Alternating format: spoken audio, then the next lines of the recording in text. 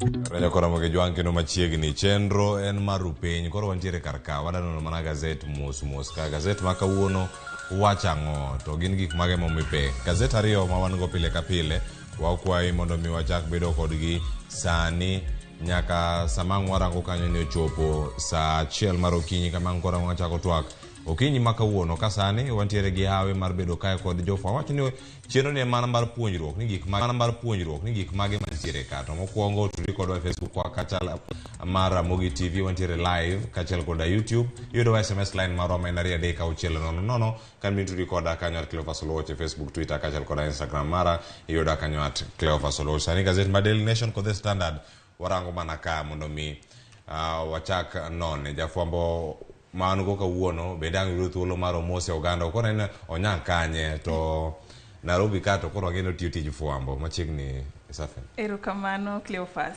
Amor ka yudo thuolo mabiro go e Ramogi ka mondo walos gi jopiny.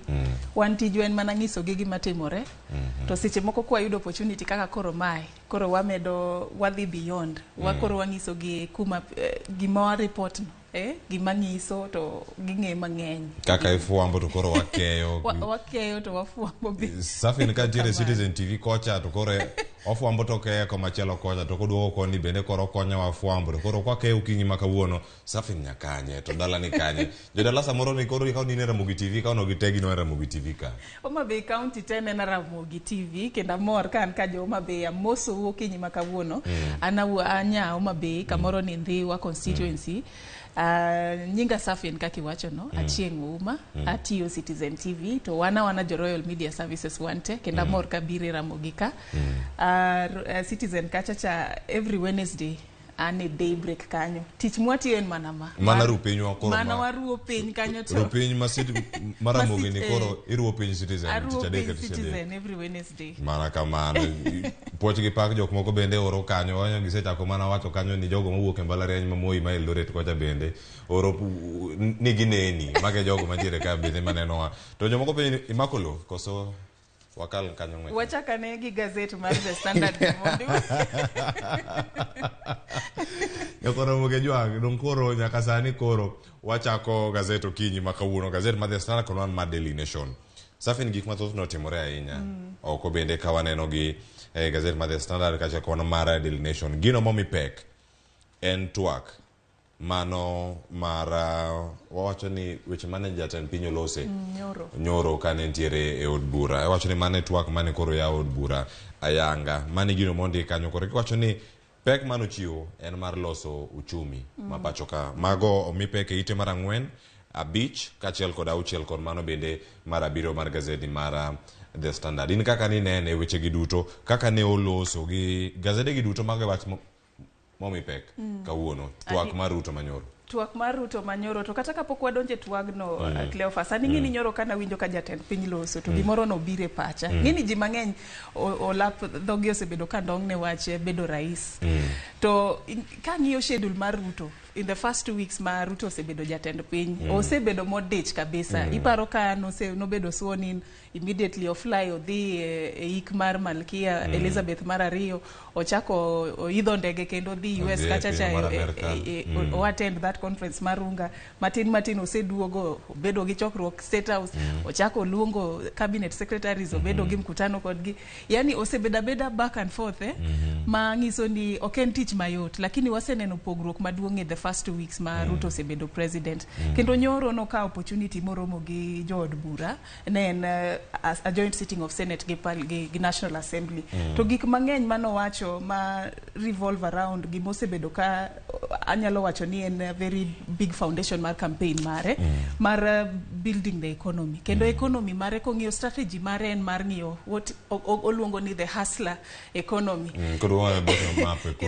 kendo gik mowacho yani gusi atu maisha mar Mkenya moro ma piny ma pato ne ni pincha kendo gima ne aneno nyoro ka jatend piny ne wuoyo gimano stand out for me was the fact mani o propose ni first of all no ka opportunity to oluongo ongiso jomane ni kanyo jotelo te ni watika mora chiel mondo mi waneni ya solutions mage mwanyalo yudo kuom challenges ma jopiny nigo.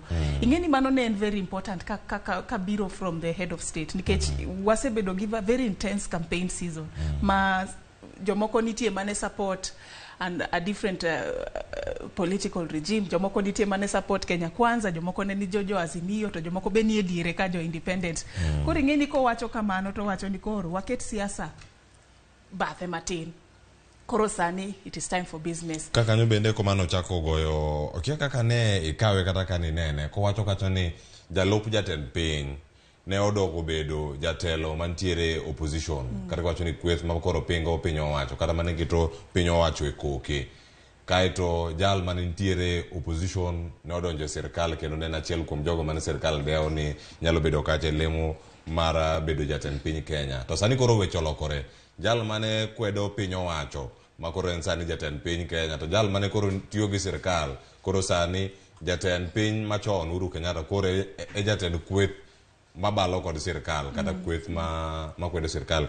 Weche makamagi kane owacho kamano oting'o jor bura gi duto kendo wacho ni mano nyiso ni demokrasia mar piny Kenya bende osegoyo okang' maduong' ahinya. Twak makamano wacho kanyo ni kawe na mano nakawe in different ways. Mokwongo ingeni Ruto en jatend piny nigi sense of humor moro. Kendo ingeni ma en wach mose wuoye mang'eny kata kano timo campaign ndalo mano dwaro bedo president. Support mane former president Uhuru Kenyatta nomiyo Raila Odinga. En osebedo gimoro ma ji osebedo ka wuoye kata en owuon ko wuoye e campaign mare. Koro ingeni nyoro mondo mi o bring up that issue, it could have been no temo kele in a sense of humor moro, but again no temo kete behind koro mondo koro ji osong mbele mondo koro ji ongi kaka koro wanyalo wuothane kamoro achiel kwa tiyo tich mar address interest mag jo Kenya.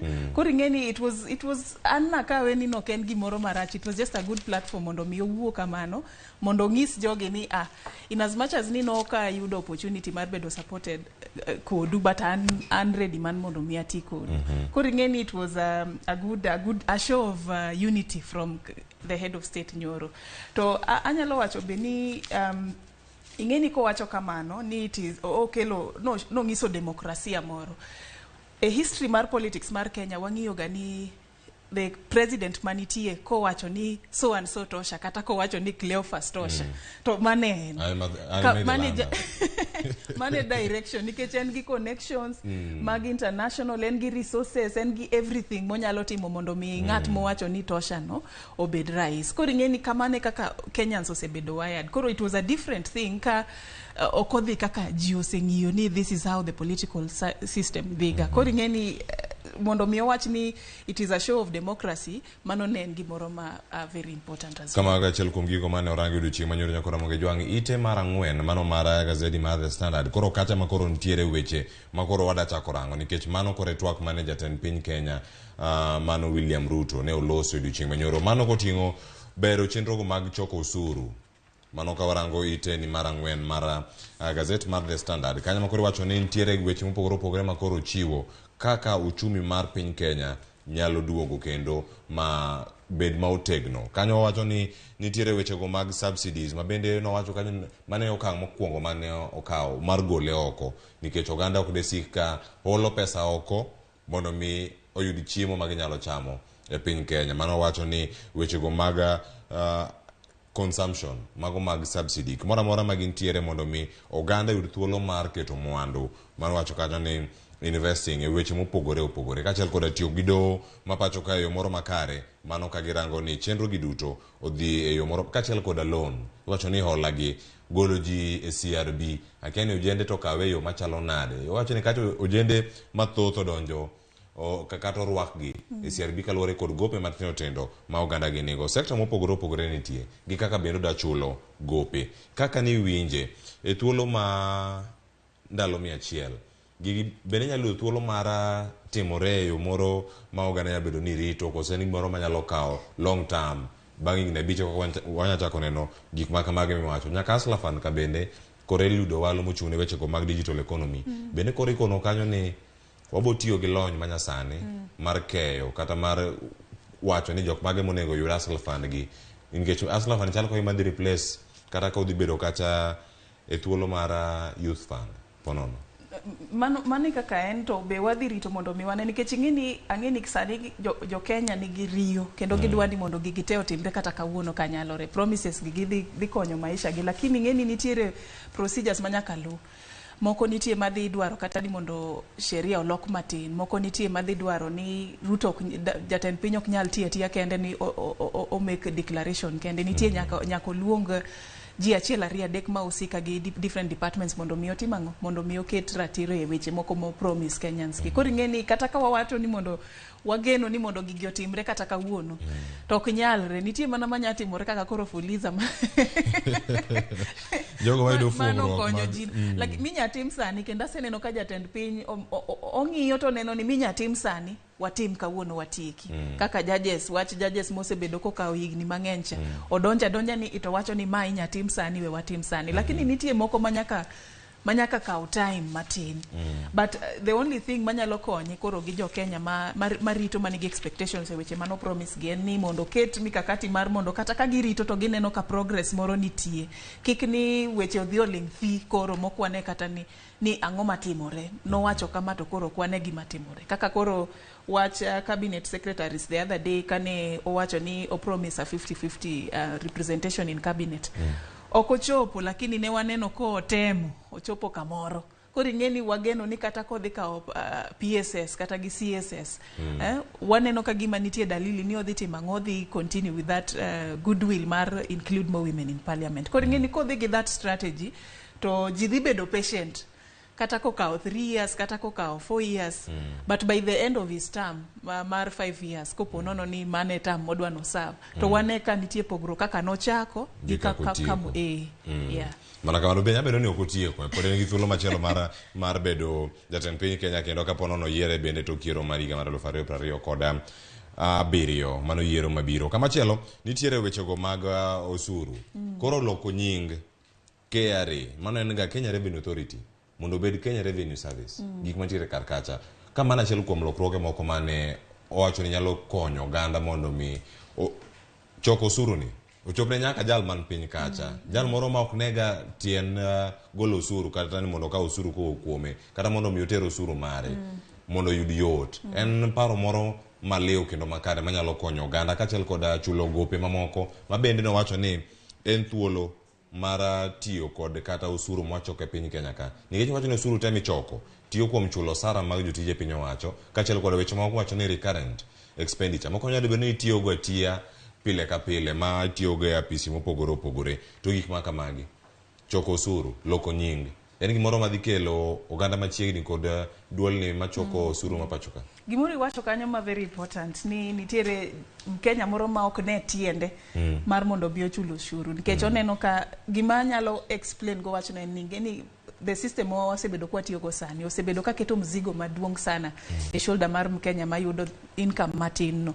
Koro ng'eni seche moko gitiyo gi shortcuts moko mondo gitimango gidojo ok ni ok gidwa lakini ok ginyal nikech pesa moyudo matin no oparo kaka ang no dhi opidh go nyithinde ang no dhi ochul rent bok rom en gi gope gi ni neno ka ng'eny gi opong' e Fuliza kocha nikech moyudo odiochieng' no ok nyal rome gi weche ne mopango e mesa modwa no tim. Koro ng'eni kichaki medo ne burden mar chulo ushuru kendo to be oneno ka pile ilando weche corruption pile gik modwa ni mondo timre ok timre koro openjore ni to pesa ni odhi kanye ma wan gi gopen. Koro ng'eni gima ne jatend piny owacho nyoro en no dwaro ni mondo wa review the tax regime mondo mi joma nigi pesa gi joma onge go mondo obed ni wan gi balance moro. Ka in gi pesa mang'eny you pay more tax, ka in gi pesa matin ichulo tax moromore kodi. Koro kaka system modwa ni mondo introduce ok ni ogolo tax completely but odwa no introduce a way ma ng'ato ka ng'ato nyalo rwako awach ni rwako koti marom kode ka in gi pesa mang'eny ikonywa to ka ionge go to imbe kik ket ni mzigo moloyo gik monego beni kaminyalo chope kaka Mkenya gi income mari no. Koro no ng'iyo ni wabede gi regime ma ng'iyo kung tax joma nigi pesa kasto donje weche consumption magi gik mwatiyo go pile kasto koka odhi e income ma msara ma ji yudo koka odhi e trade. Gimomiyo trade ni odwa ni mondo bed piny e hierarchy mar tax regime en nikech ji mang'eny ma anyalo wacho ni jojua kali mang'eny ni trade bracket kai. Gin gionge gi salary moro mar ni at the end of the month en guaranteed no dhi yudo pesa. Gin mana joma tegemea ni kawuono matindo tindo adhi yudo ang'o kawuono, onge gi that gima solid mowacho ni mae emoyudo. Koro ing'eni en idwa ni mondo kete piny ka mondo by the time ma usuru ni chopo kuome at least joma ni malo kachacha osetimango osebedo taxed. To the other thing mabe is very important and ni o propose ni nying mar Kenya Revenue Authority ni loke mondo bed Kenya Revenue Services. In wasomo ing'e gima meaning mar authority. Ng'eni authority en wach moro mar jatelo. It is final. Koro ing'eni kong'isi ni jo KRA obiro authority mo yani ionge say. Koro ing'eni kokelo word mar service ni.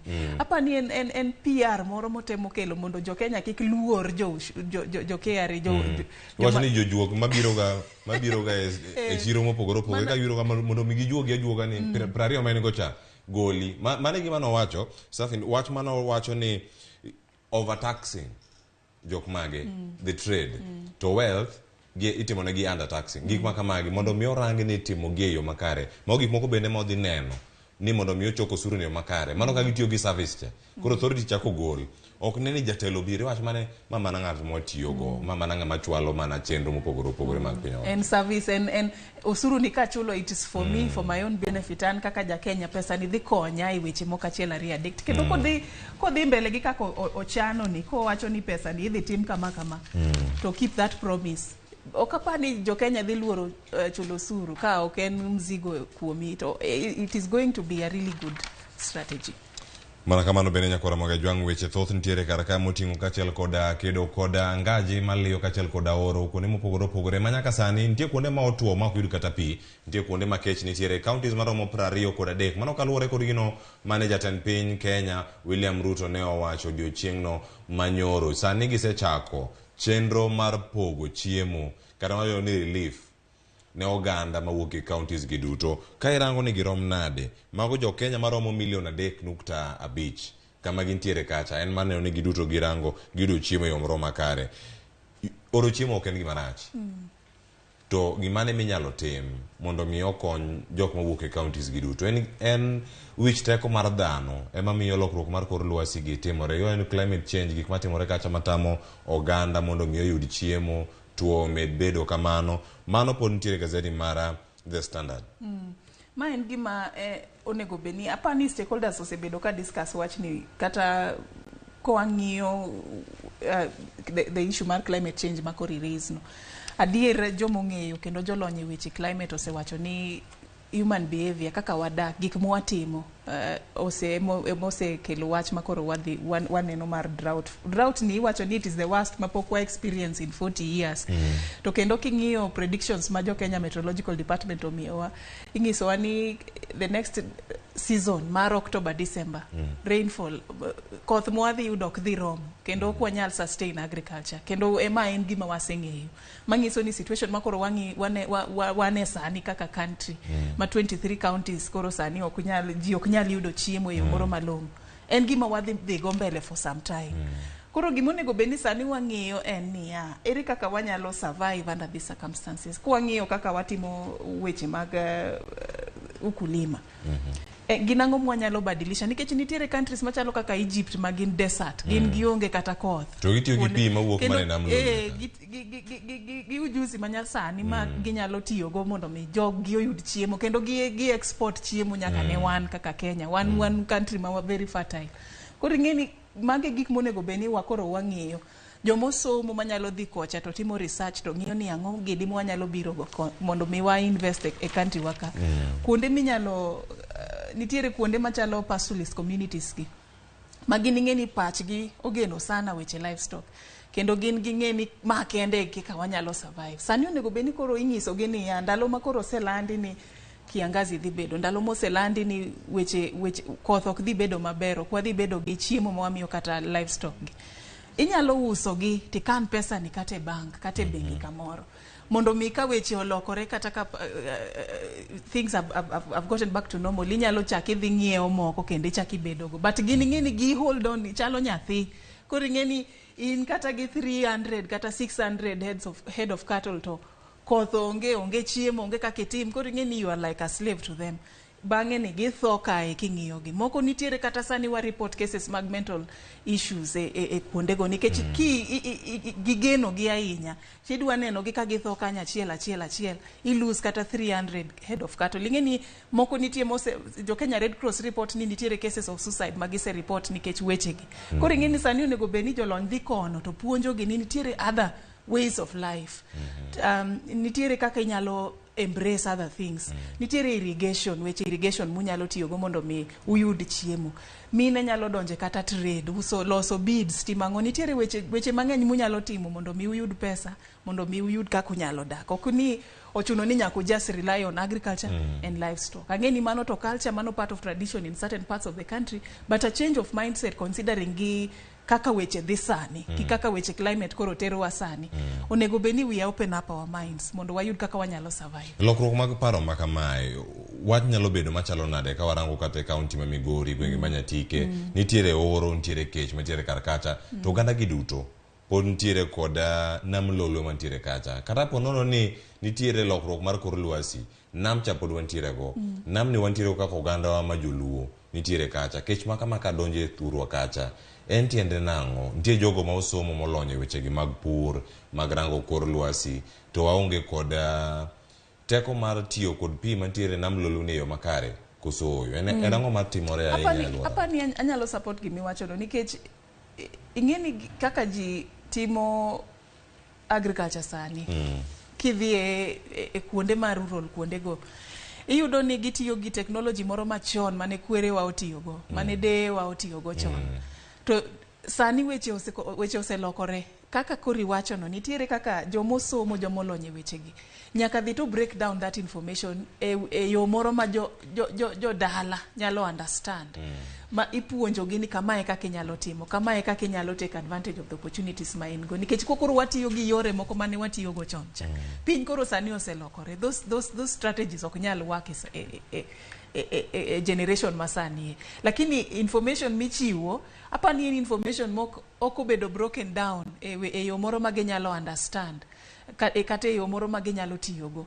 Koro ing'eni I think we need to invest more in awareness kendo gi training mar joma timo weche mag purge kata joma odak e areas kuma nitiere lakes gi, mondo mi gine kaka ginyalo take advantage of the opportunities mani kanyo mondo they improve their lifestyle. Yeah.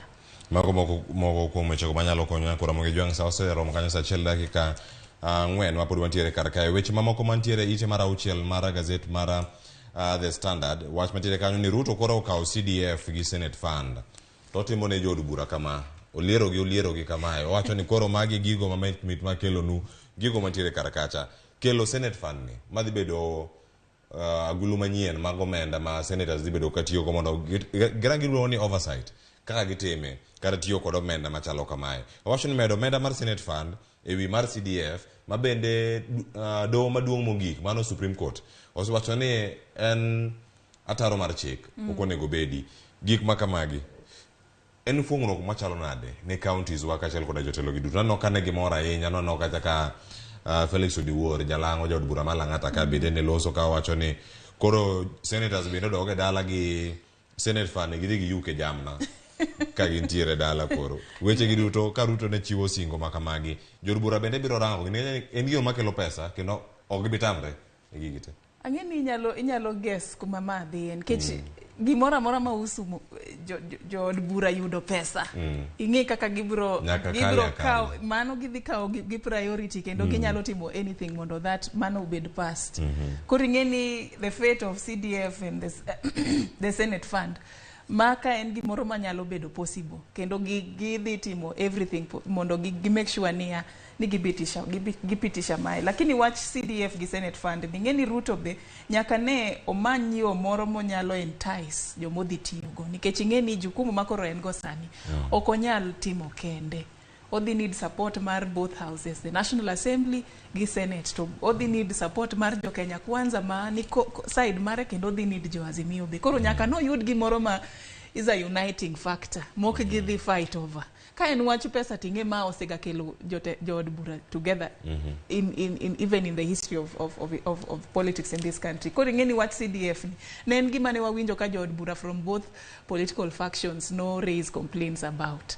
Kane owachi ni it was unconstitutional. Koro ngeni kokele to nitie jomoko ma samoro ne nie kanyo to nok ng'iye maber ne pod ne gin e side of opposition no pok ne gi embrace fully, but ngeni ka giwinjo weche machal kama to gineno ni wanya tiyo kode, onya tero, onya ng'iyo weche wa. Nitie weche moko manie iye ka, we wang'iyane, we waket wang'wa. Junet Mohamed bende oloso kar kanyo.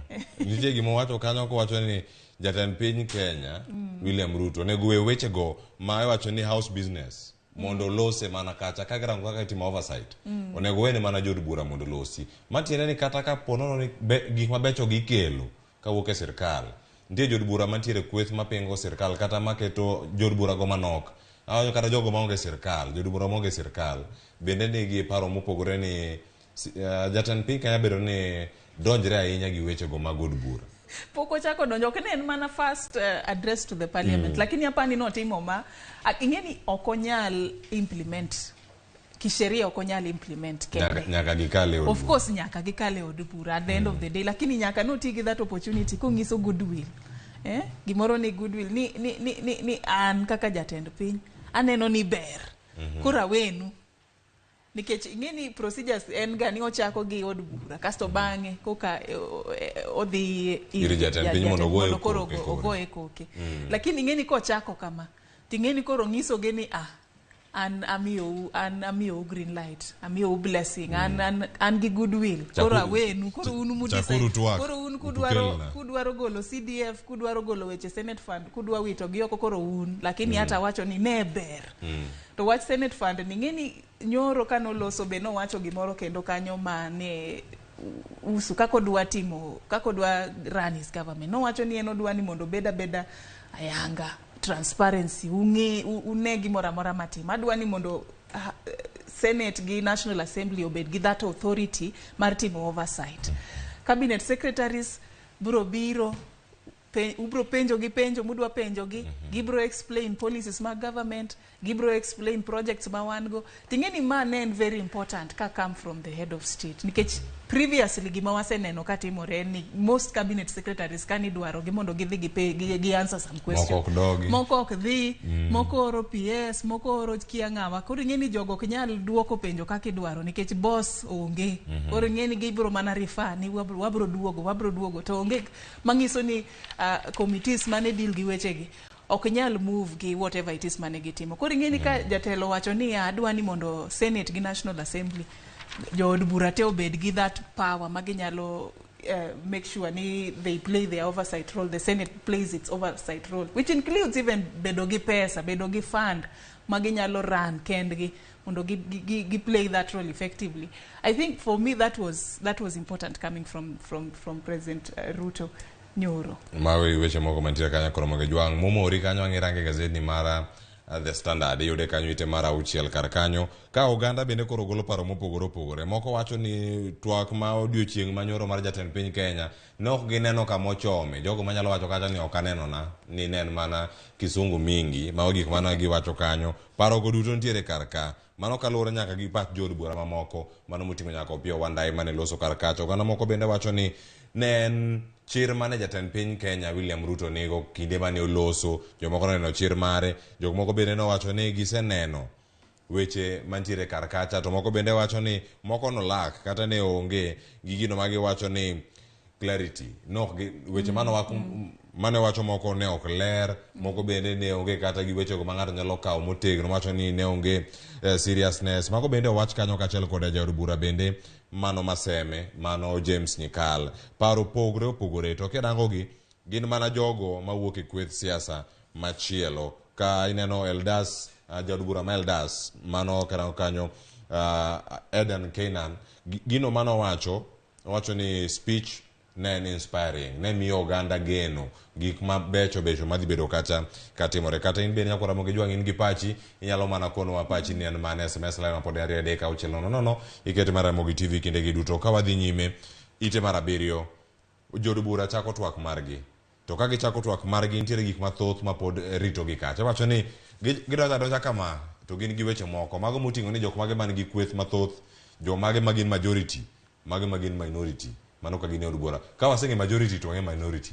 Koro mana achiel kuom gigo marito gi kacha, ka gichako twak kaachiel kod rango komiti madhi bedo ka rango ni ipuodho gi e yo machalo nade. Manta dir kendo ing'e ni supremacy battle no to wadhi nene ahinya as soon as members of parliament take up the house. Of course, ka king'iyo weche moko mabe dhi bedo part of their intrigue, gigo magidhi bedo expected mondo gitim, and watch more mar vetting of the appointed cabinet secretaries. Of course, mano en tijgi kendo mano en gima koro ritogi nikech gisembena bedo nominated, lakini National Assembly ema dhi koro petition ni wayiego kata wadagi. Ngeni a list mar 22 mano President William Ruto Orlando the other day. Nitiere moko manigi weche moko mapod nigi cases, pending cases moko e court. Apa ni members of parliament jod buradhi manyo kaka ginyalo ng'iya ne weche gi mondo gimanya ne ni to jogi be ginyalo tiyo tijni e yo moro maber kusi. Koro ing'eni mano is also part of the business the National Assembly the embark on in the coming days. But it en gima interesting. Wadhi nena neni to gidhi kelo pogruok mane compared gi the 12th parliament, because anene page 6 kanyo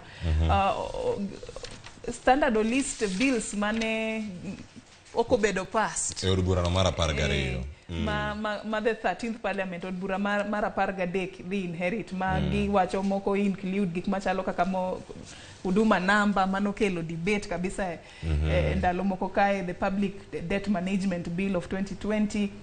Mano bende magayo weche go mag Kongo bende wacho kata ni the alcoholic drinks control mano paro mar chik no mar higa mar 2020. Nitiere moko mar mang'iyo be weche mag mental health bill of 2020 mar cooperative societies kacha, kendo nitiere moko manitiere Senate be kata National Assembly kende moro kanyo mang'iyo weche sukari, the sugar bill of 2019, moro kanyo ng'iyo weche mag agriculture, the crops amendment bill of 2019, moro be weche agriculture irrigation amendment bill of 20. Ging'eny kanyo kikwano gi to magi gik makoro gidhi inherit landlord and tenant bill. Mano bende winjruok ni bende chopo nade, magi gik mano biro kaluwore kod muoch mar midhusi mar corona. Gigo mano miyo oganda moko lalo yuto margi, tiyudo ni landlord ne bende timang'o, to jalo modak kacho ne bende timang'o. Mago bende nitiere kanyo ka irango gi. Children bill ni entiere National Assembly kaachiel kod mano bende mar Senate. Mago duto nitiere kar kacha kirango gi, gin gigo maket kendo ka gichal ka okalgi odhi kelo pogruok machalo nade ne oganda jo Kenya. Koso gidhi biro gi bill kata paro mag chike mamoko e kinde mag dhi bedo od bura thuolo mar igni 10 igni 5 mokwongo, kaito kapo nono yiergi kendo chak gidhi nyime kod mamoko. Serfine, ka wadhi ka watieko, nitiere weche moko mantiere ka ite mar 8. Ite mar 8 ni mar The Standard nitiere weche go ma koro kweth siasa mano mar Azimio la Umoja One Kenya. Gino magi wacho en ni nyaka sani nitiere ng'ur magin go podi. Wacho ni doho oken doho duoko chien chenro go mag demokrasia matimore alworawa, nikech gin makoro nyaka tere mondo gibed gi wach mogik. Mano kaluwore kod oboke bende mane Raila Odinga ne oro ne ute fwambo kanyo kochiwo gigo mathoth kaluwore kod yiero mano tima dwe mokalo, mano dwe no mar 8, ma bende ng'eto mare nosechiw gi doho maduong' mogik. Ng'ur ma kama ikabiro thuolo machuok nyiso nang'o ka doho kodok korka kori to rach, kodok machielo kocha to ber. En ang'o manyalo bedo ni timore thuolo gi duto? Anta nena ni en process mar demokrasia kendo yiene migosi Raila Odinga mondo mi otim gima koro timoni. En haki mare gi jo Azimio la Umoja te kendo jo Kenya ma samoro po nono ni nyalo bedo ni samoro no koyie gi kaka Supreme Court no chiwo verdict mare, nikech okochuno ni ni wante wadhiyo achiel, wante waluyo achiel. Nitiere jogo mabro support, nitiere jogo mabro oppose. Kendo electoral process en gimoro ma oken a one day affair. Nitiere joma pod dhi bedo gi ngur nikech almost half of the votes mane Olandi, in fact then competition was very close. A large percentage of the country now support ogocho ni Raila Odinga mondo mi obed president. Koro ngeni ko wacho kama to wuoyo on behalf of those people mane oponono nino gone kura. Koro ngeni it is allowed. The only thing ma wanego beni wang'iyo sani en niya ka somo gin lessons mage mwanyalo borrow from this whole process. Kata kwa somo the verdict mar Supreme Court. Gin lessons mage ma verdict no puonjowa e kaka wanyalo conduct elections mabiro. King'iyo history of elections kata gi history of petitions, unfortunately so. Nitiere weche moko ma wanyalo neno ni it's unfortunate ni wago kura oland results to pod wadok e Supreme Court. Lakini kwa ng'iyo maber the ruling mar Supreme Court even in the other presidential petitions osekonyowa e yo mang'eny in improving the election processes mosebedo kabire bang' mano. Koro ing'eni it is very right and fair for Raila Odinga mondo mi otim nikech otemo raise issues ma samoro wa missed. To ko raise issues gi they inform processes mar kaka wabro conduct future elections. Kisoma maber kaka wasebedo kwatimo kata kaka ne wa end up donje weche digital gi weche timo election. Kane wadonjo the first time nitiere weche mang'eny manobedo raised, manobedo improved in the next election. Weche machalo kaka noland ni results moland e polling stations are final. Mago no wuok based on the previous complaints manobedo raised the elections manokalo. Mowach ni koro ibro lande ko lande polling station e ka kitinge kitere e National Tallying Center Nairobi. Koro every time we improve. Koro anto aneno ni it is just a democratic process and he has every right to do that. Nitiere gik moko matimore ka Serfine gigi dewa timo, dewa wacho gi nyaka kiny, dewa loso nyaka kiny. Gaset pokwa chopo kata nus to twaki e miet kae. Nyakora moge jwang gigi walidho na ledha mondo ibed kod siso ni mage minyalo dhi kata kendo irangi e yo mane tinyalo yudo gi e yo machalo nade. Gaset mar Daily Nation kod The Standard ne wan go kae iwacho ni ODM mano duond bura mar ODM koro iwacho ni en gi mwandu maromo nade. Mwandu mag ODM romo kacha bilion apar to treasury mano bad migao no kata migao no mar omenda ni kod omenda maromo nade mapok ochulogi. Wacho ni koro kata gidwaro omenda maromo bilion 9 mano ma treasury pok omiyo gi kar kata kamachielo. County ma Nairobi ka koro yudo speaker e toke ng'wech ma county ma Nairobi ka speaker ni mana ka watie kokoro en ang'o miyo pek ahinya mana bo nyiriri 30 ka dakika achiel ka to tie ka Serfine.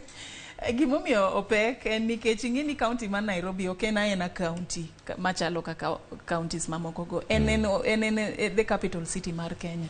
En moting'o gimoro amora, en mo connect with the international community. Koro ing'eni wang tengi kendo jogo manyalo bedo ni in charge of the county, in charge of a very big stake. Emomiyo jo siasa te ng'iyo ga ni county ma Nairobi ni kata ko boni wang'iyo county mamoko gi mabe nyaka wabed sure ni wan gi jowa kae. Koro ing'eni it was a very tight competition. Awinjo ni 24 people manobiro manokawo forms mag nomination, ji 9 noduoko forms to Jiabirio wito koma include the former speaker mane Benson Mutura mane jiparo ni samoro nen gi upper hand e wachni. Koro ing'eni koro owe ni koro en Kennedy Ngondi gi Hassan Robo mar jo Kenya Kwanza. But nyoro ne waneno kanyo ka kendo gima dapuo kabisa for the first time in a very long time election mar speaker mar Nairobi otimore yo moro maber. Ing'eni wang'iyo ga ni en ga very chaotic, waneno tiya gaska, waneno weche mang'eny ma osebedo ka wang'iyo go e weche elections mag speaker ma Nairobi. Kendo napuoyo kabisa nikech nan kanyo nyoro kaka ne gi conduct that process. Ngur ne nitie kage kacha e kaka ne that process was being conducted, but they finally ne gitime yo moro ma peaceful kendo yo moro mabel. Wapuo kama wasechope kaka jo Kenya kaka ne watimo elections in August. Move on. That is how a democratic country grows. Nyakora moge jwang donge omit kendo lere thuolo duto koro watieko Gaset mar The Standard ka irango kanyo iwacho ni wuod mano wuod okil Kamaloka mano owito ngimane mano Paul Gisheru wuode manjoroge ma jahigni 20 bende koro nosewuok e osiptal bang' bedo kanyo kuom thuolo mag ndalo wacho kanyo odiochienge 3 ka osebedo kanyo osiptal kaka masani bende ICC mano dono ma piny mangima kirange kacha en bende koro girito mondo gilor burano mamako Paul Gisheru mano mantiere e dono mano koro bang' ka gisewacho kanyo ne dieri ne otho kendo koro onge bura ma kamano ok dhi nyime. Kamachielo kanyo yudo ni jang'ad bura machon ma bende ne ntiere bad migawono ma doho ma pacho ka mane iluongo ni Jonathan Havelock bende koro owito ngimane. En bende sigande ntiere kar kanyo ka nyaka sani en nochopo kar kanyo yo machalo nade higa mar 1972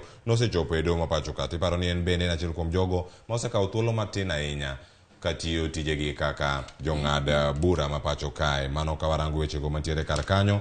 Yud thuolo mar somo gazet ma kamae ni mare ite mar 13 yudo kanyo ni avocado mano kambi mar avocado koro oyaw e kambi no dhi bedo kanyo ka yudo sirkal mar piny Kenya kod sirkal bende ma pinyno ma Ingereza mano mantiere kar kanyo county ma Kisii koro odhi chako tich kendo geno ni gidhi bedo gi thuolo mar oro avocado ma kamago e pinje maoko. Serfine nyaka kanyo koro watieko gazet wach ma kawuono amor ahinya dewa ni wadhi mbele bilo wach mantiere kar kae kendo nyaka kanyo koro ang'o miyo thuolo ne Sharon Ong'ao mondo donji mondo dhi nyime weche ma wacho e Standard koni magi weche mantiere Daily Nation ka kidonjo imedo mana somo gazet mumori kanyo idonj kanyo irango gi weche tuke ntiere chien ka johera mag Manchester United weekend wan gi tugo mapek Arsenal gi Tottenham bende nitiere odiechieng' makiny odhi chalo nade ikete mana ka Serfine idamos oganda kendo ka watieko ayude makare Serfine Achieng yude makare amor kabisa kendo kimia opportunity ni wageno ni wakonyo oganda piny ng'eyo gik madhi mbele country kendo da med mana jiwo gidi wamed rito kwe kendo wabed interested gi weche madhi mbele ng'eni sani waloko telo to koro nitie weche mang'eny madhi biro wabed interested mondo kata ka koro wachiwo maoni wa kaka Kenyans to wang'e gima dhi mbele lakini duto te to ng'ato ka ng'ato koro nyagre nikech koro weche uchumi sani ok ber kata rais nyoro nowacho ni ok wan kama ber kaka country to kik warita serikal gima serikal dhi timo ng'ato ka ng'ato koro kawo mana jukumu mondo ng'i maisha ne ni nyalo dhi nade kamora mora maginti ang'eni koro gisemondo gine jua kali kage kacha gibed mana gi geno nitie agoniero kama koro thuolo matoko dwara Ramogi TV okinyi ma kawuono tich abich mabiro watim gini kendo erokamano ya Ramogi jwam kuom bedo kodwa bende thuolo ni duto oriti masani an nyinga Clovers Luoch twak madonjo kor wadarango chal mar kor lwasi e gwenge go ma Migori Manyatike